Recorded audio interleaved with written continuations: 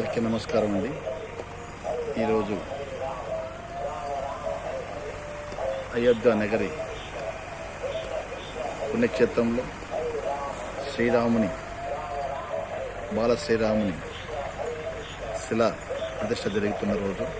ఈ శుభ సందర్భంగా ప్రతి ఒక్క హిందూ బంధువులకు, యావత్ జనవాళికి శుభాకాంక్షలు.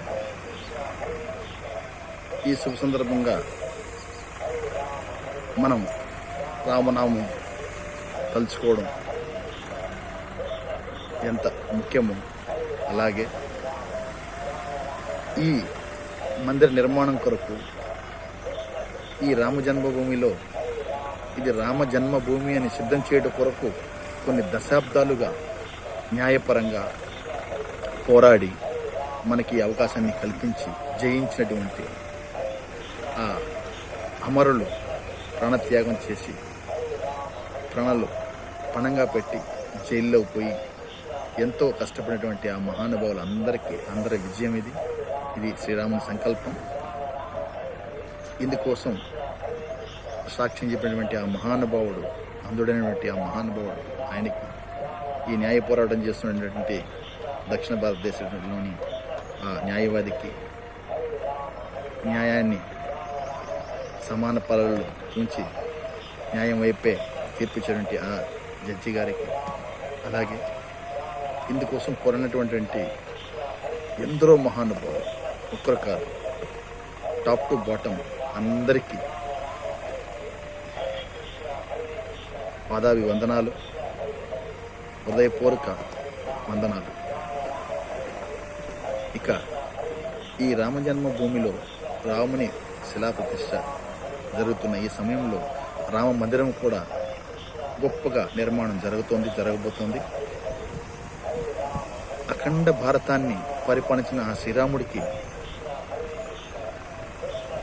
ఆయన పరిపాలనలో 4 పాదముల సుభిక్షంగా పాలన నడిచిందని, ధర్మం 4 పాదంలా నడిచిందని, ప్రజలు ఎంతో సుఖశాంతులతో ఉన్నారని మనం కథలు చెప్పుకుంటున్నాం. కానీ రామనామం తలుచుకుంటేనే ఒక్క గొప్పతనం మనకు తెలుస్తుంది. రామనామం అంటే రామనామం రాముని కన్నా ముందు అని, రామనామం రాముని కన్నా గొప్పదని ఎందుకంటారో ఈ రామనామం జపిస్తే మనకి తెలుస్తుంది. ఇక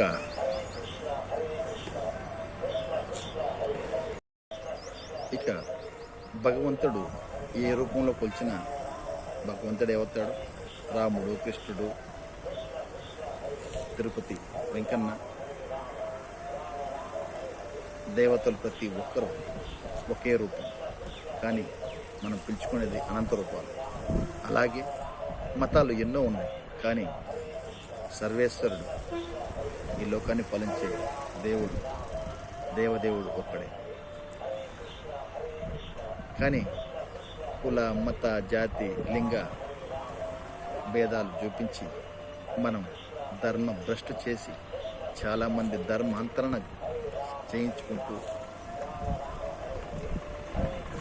ధర్మం మారి, మతం మారి స్వలాభం కోసం, క్షణిక లాభం కోసం మతం మారుతున్నారు. ఇది మంచిది కాదు. ఈ శుభ సందర్భంలో వారు కూడా తెలుసుకోవాలి, రాముని పరిపాలన అందరికీ సమానంగా ఉంది. ఆ రోజుల్లో ఈ మతాలు లేవు, అంతా ఒకే మతం, అది సనాతన ధర్మం. ఆ ధర్మాన్ని అందరం పాటించాము, సుభిక్షంగా ఉన్నాము. ఈరోజు ఈ రెపరెపలాడుతున్న జెండా ఈ సనాతన ధర్మానికి ప్రతీక. ఇది ఈ విశ్వం ఉన్నంత వరకు ఈ జెండా ఎగురుతూ ఉంటుంది. ఇక్కడ కాకపోతే ఎక్కడో ప్రతి ఒక్క చోట ఈ హిందూ ధర్మం, ఈ సనాతన ధర్మం, ఈ మహాభారత, రామాయణ, వేదాలు ఇవి అప్పటికి చెరిగిపోయినటువంటి, ఇవి మనకి అప్రోజించినటువంటి ఒక ఆస్తి. ఈ ఆస్తులు, భూములు, ఇళ్ళు అన్నీ కరిగిపోతే కానీ ఈ సనాతన ధర్మం మనకి చెప్పే డిసిప్లైన్ అనేది ఏదైతే ఉందో మంచి ఏదైతే ఉందో అదే భగవంతుడు. దాన్ని మనం ముందుకు తీసుకెళ్తున్నాం. మన రాబోయే తర్వాత తీసుకెళ్తారు. అప్పుడే అందరికీ మంచి జరుగుతుంది.